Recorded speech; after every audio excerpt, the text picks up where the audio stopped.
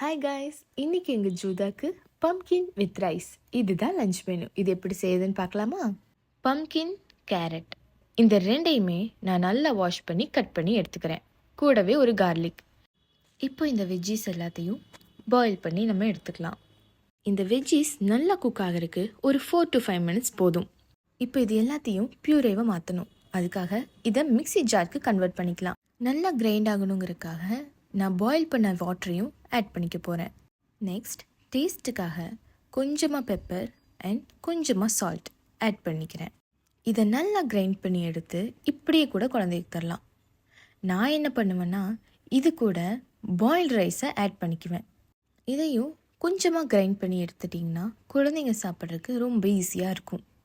இது ஒரு சிம்பிள் அன்ஹெல்தியான ஒரு டிஷ். அவ்வளோதான், எங்கள் தலைவர் சாப்பிட்றதுக்கு லஞ்ச் தயார்.